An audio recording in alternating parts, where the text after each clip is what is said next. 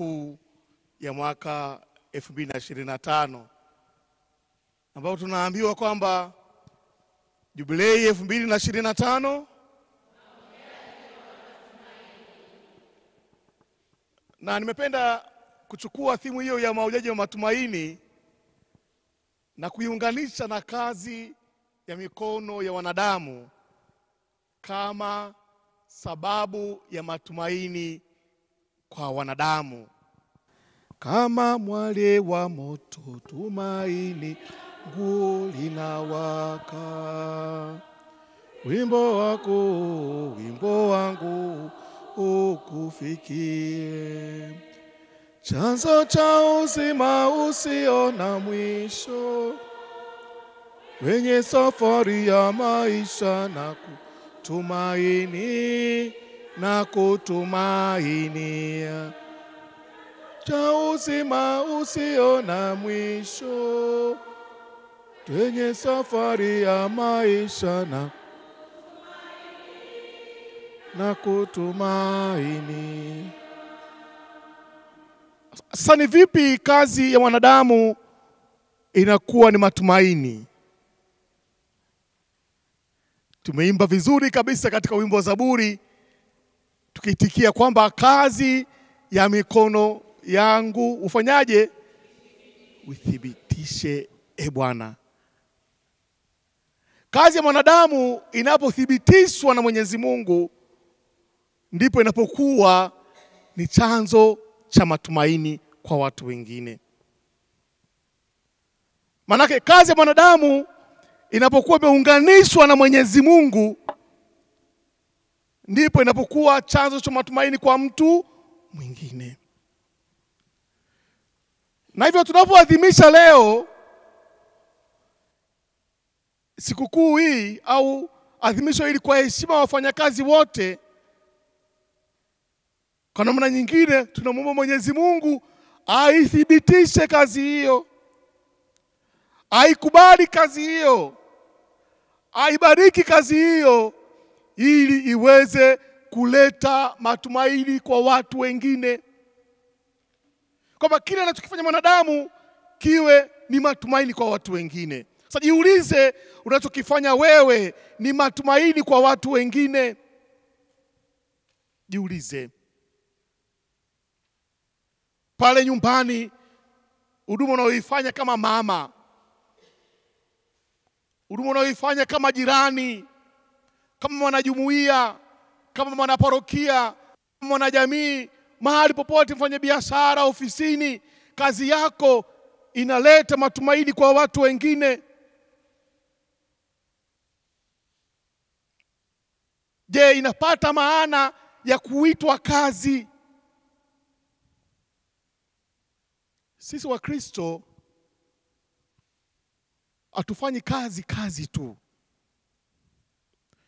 Kazi yetu ni lazima iutambulishe Ukristo wetu, na kazi yetu inapaswa ifike mahali imtukuze Mwenyezi Mungu, imfanye Mungu aenee katikati ya watu. Lolote unalolifanya, sijali ni kubwa au dogo namna gani, lazima unachokifanya kipate kibali kwa Mwenyezi Mungu. Lazima unachokifanya kimfanye Mwenyezi Mungu aweze kweli kuwa anaendeleza ile kazi ya mikono yake katikati ya wanadamu. Ndugu zangu, Mwenyezi Mungu ni mfanyakazi wa kwanza. Tunasoma Zaburi ya 19 inasema mbingu zinathibitisha kazi ya mikono yako.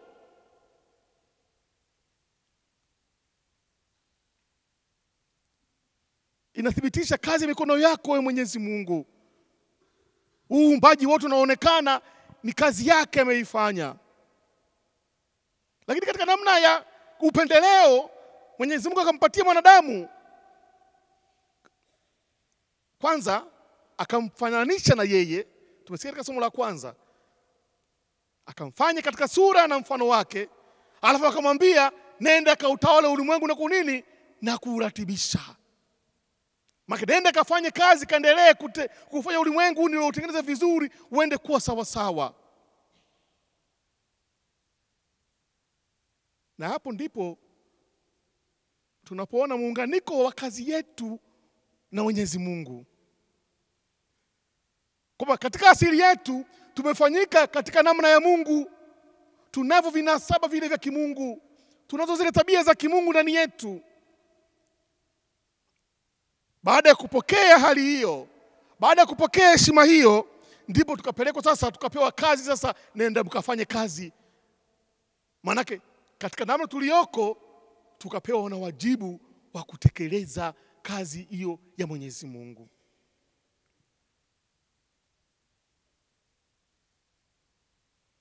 Mwanadamu anapotaka kutoka nje ya kazi hiyo, mwanadamu anapokengeuka, mwanadamu anapotaka kufanya kazi anavyotaka yeye mwenyewe bila kumshirikisha Mwenyezi Mungu, matokeo yake huwa ni balaa, tena balaa zito. Na tunaangalia tangu anguko la mwanadamu, shida ilipoanza, namna ambavyo ushawishi ulivyoanza wa shetani. Eti Mungu amemwambia msifanye hivi. Ametuambia tufanye hivi. Ila tukifanya hivi itakuwa hivi na hivi. Amewadanganya. Mwanadamu sasa anaacha kusikiliza yule ambaye ndiye amemtuma. Anaacha kumsikiliza yule ambaye ndiye amemweka, anayemkabidhi kazi hiyo, anaanza kumsikiliza kiumbe mwenzake. Tena kiumbe mwenzake ambaye tayari alikuwa shaanguka. Na balaa likaingia duniani. Lakini Mungu wetu upendo wake ni mkuu. Mungu wetu alijua kwamba ni usuda ya mwanadamu, usuda ya muovu shetani. Tunapata tangazo la kwanza la wokovu, tangazo la kwanza la Injili. Unasema ile Injili ya kwanza, kitabu cha Mwanzo sura ya 3 aya ya 15. Akasema nitaweka uadui kati yako wewe na huyu mwanamke, kati ya uzao wako na uzao wake.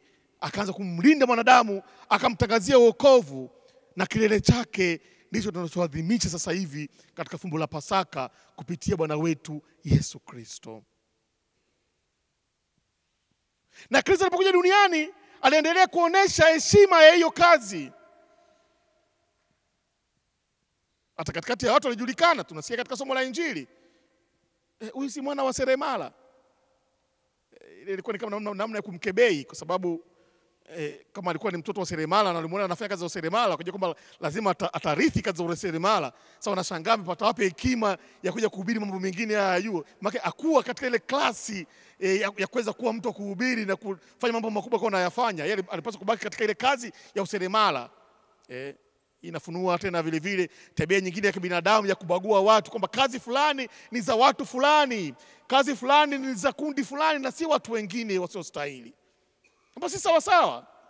Mwenyezi Mungu anamkabidhi kila mtu kadiri ya karama zake, kadiri anavyoona yeye mwenyewe inavyofaa.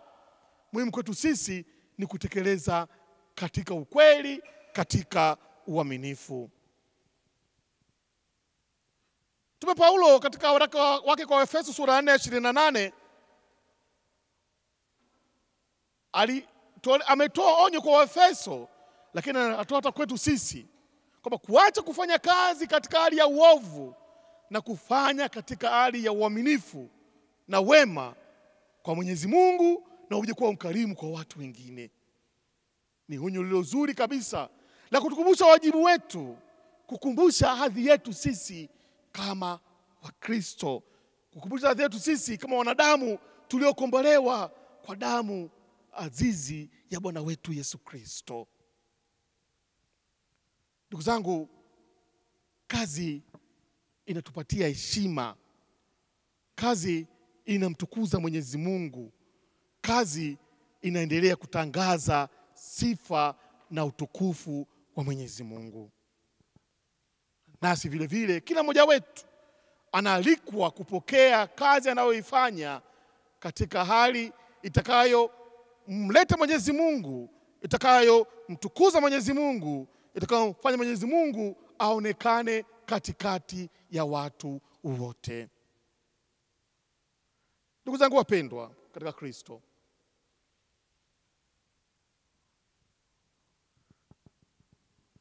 tunaye mama yetu Bikira Maria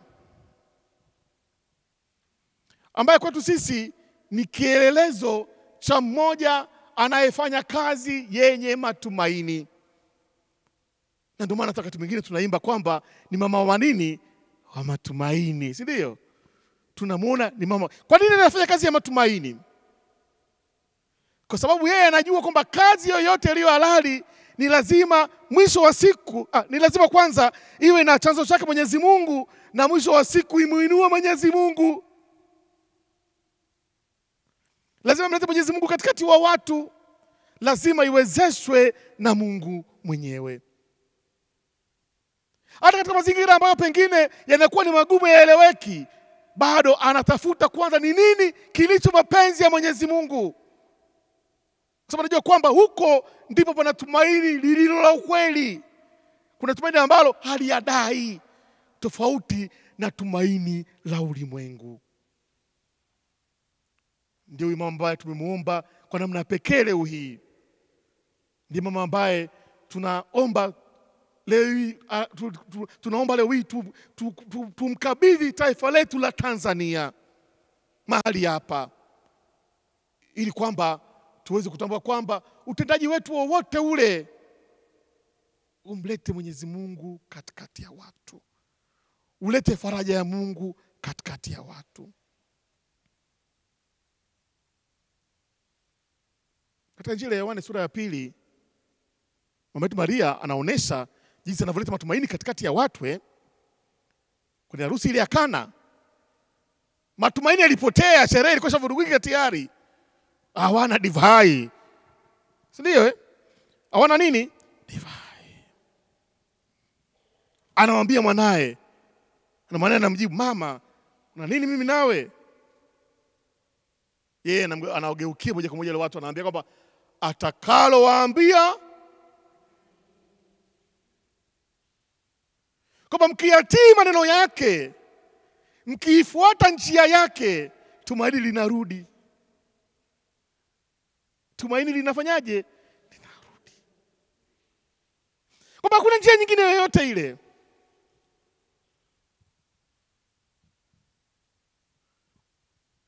Tujiulize leo ndugu zangu,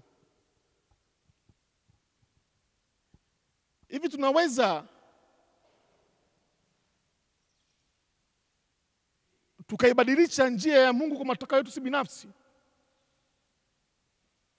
Hivi tunaweza tukauua ukweli au kupoteza ukweli tukafikia kama tumemaliza?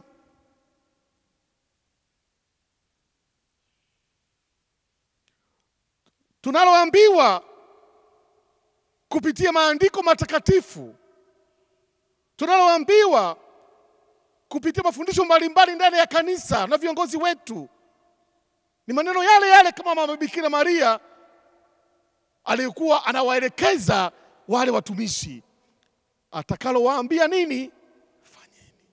Na ndio maana leo hii nasema naomba tuliombee taifa letu la nini, Tanzania.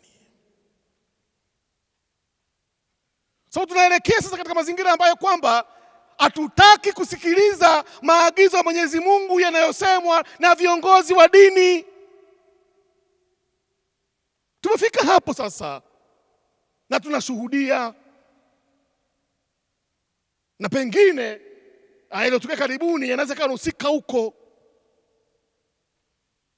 kwa sababu tushaanza kusikia kauli nyingine zinatokea huko. Viongozi wa dini nini, nyama nini, nyamazeni. Tukitumia msemo mtaani kule, kamdomo kitafanyaje, kata tu kamdomo. Unasema nini kamdomo? Nikawa tunaambiwa hivyo, sasa kamdomo kitafanyaje, katatuponza. Lakini mama Bikira Maria anaendelea kutuambia, anaendelea kuambia ni ninyi, hata sisi hapa maana sisi tunasikia neno la Mungu kutoka kwa viongozi wetu wengine wa dini, atakalowaambia nini, fanyeni. Lakini hatutaki kulisikiliza. Kuna askofu mmoja, sio askofu gani, nadhani mnamfahamu, anasema wakati jamii inasifiwa, inahudumiwa na taasisi za kidini, haina shida. Lakini kikosolewa tusiingie, si ndio? Wakristo wenzangu, tufike sehemu tufunguke akili. Tufunguke akili. Pilato alimuuliza Kristo, wewe ni nani? Ukweli ni kitu gani? Kristo akamwambia, ukweli ndio mimi mwenyewe, maisha yangu yote ni ukweli. Ndio ukweli wenyewe. Maka alisema katika Injili ya Yohane sura ya 16, sura ya 14 aya 6 kwamba mimi ni njia, ukweli na uzima. Ndio njia yenyewe ya kupitia. Ndilo hilo mama Bikira Maria amewaelekeza watoto, akawaambia kwamba atakalowaambia nini fanyeni. Lakini Pilato kusikiliza ukweli huo akamwangamiza, si ndio? Lakini matokeo yake ni nini? Amefufuka. Ndio tunashangilia sasa hivi. Uthibitisho kwamba kile alichokifundisha, kile alichokiishi, kile alichotuelekeza ni kweli cha kufuata. Tunahitaji ushahidi gani mwingine jamani zaidi ya muujiza huo mkubwa kabisa wa ufufuko? Tunahitaji nini tena kingine? Kipi tena kingine? Tukahubiriwa na mahubiri wengine wanatufanyia vitu vya ajabu ajabu kwa mitaani. Kuna muujiza mkubwa unaweza kupita muujiza wa ufufuko wa Kristo, wa kuthibitisha kweli wake na nguvu yake alikuwa nayo. Lakini bado tunabaki tunapepea vitu vingine, tunafikiri kwamba tunaweza tukaufifisha ukweli, tutaunyamazisha. Lakini ukweli wa Mungu ni kama maji, utapenya tu, utapasua, tutatafuta nyufa na utaonekana. Kituo cha 8 cha njia msalaba, kina mama walivumlilia Yesu. Yesu aliambia kwamba msinililie mimi, kalilieni nani? Watoto wenu na ninyi mama zangu, kalilieni taifa lenu la Tanzania. Tunapoelekea si pazuri. Na ni kitu kidogo tu. Watu wawe wenyenyekevu, wasikilize ukweli. Wasikilize nini? Watu wawe wenyenyekevu, wasikilize ukweli. Kwa sababu ndugu zangu, hakuna haki bila ukweli. Hakuna haki hata siku moja.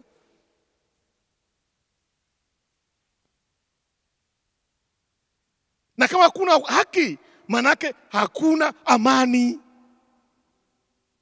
Hakuwezi kuwa na amani.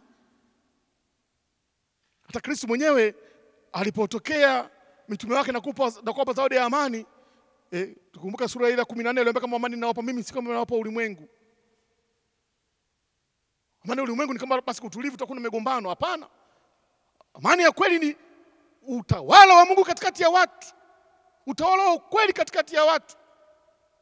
Sasa hakuna amani katikati ya watu. Chanzo chake ni nini? Kwa sababu hakuna ukweli, hakuna haki. Na kwa sababu hakuna amani, hakuwezi kuwa na matumaini. Hakuwezi kuwa na matumaini hata kidogo. Na kwa maneno mengine, kazi yoyote tutakayoifanya bila ukweli, kazi yoyote tutakayoifanya bila kuwa na haki, kazi yote tutakayoifanya isipoleta amani katikati ya watu, haiwezi kuwa ni kazi ya Mwenyezi Mungu, haiwezi kuwa kupatia wewe matumaini, bali itaendelea kuvuruga watu, itaendelea kuangamiza watu, itaendelea kuumiza watu, itaendelea kutuvuruga na kutuharibu kabisa.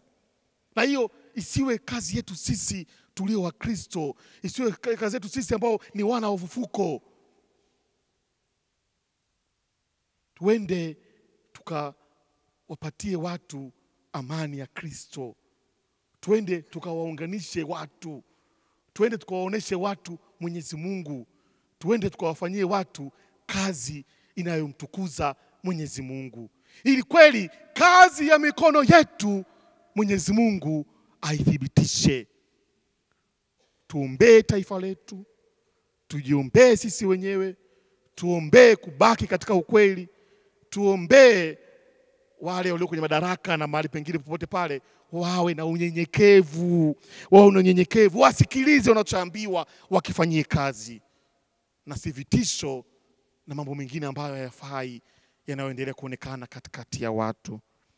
Tuendelee kuombea viongozi wetu wa dini, waendelee kutokuwa na uoga, waendelee kuongea kwa ujasiri, waendelee kuambia watu ukweli, lakini basi mwishoni wakiamini kwamba wanafanya katika ukweli kwa ajili ya kuleta amani, na mwishoni tuweze kupata matumaini ya kweli. Neno lao liweze kuwa kweli ni mwali wa moto unaofanya tumaini la watu linawaka. Uweze kuwa kweli ni mwali wa moto unaoleta matumaini kati ya watu wanaohangaika, watu wanaoteseka, watu wanaotaka haki, watu wanaotaka maendeleo, watu wanaotaka umoja, watu wanaotaka hali njema mahali popote pale, watu wanaotaka kumuona Mwenyezi Mungu. Tumaini lao waweze kuliona kupitia maneno mazuri, kupitia maongozi mazuri, kupitia mahubiri yao mazuri, lakini vile vile kupitia maisha yao na mifano yao iliyo mema. Tuombe sana viongozi wetu wa dini, tuombe sana wanaotuongoza katika neno la Mungu, lakini na sisi wenyewe tuendelee kuwa mashahidi wa imani katikati ya watu. Tumsifu Yesu Kristo.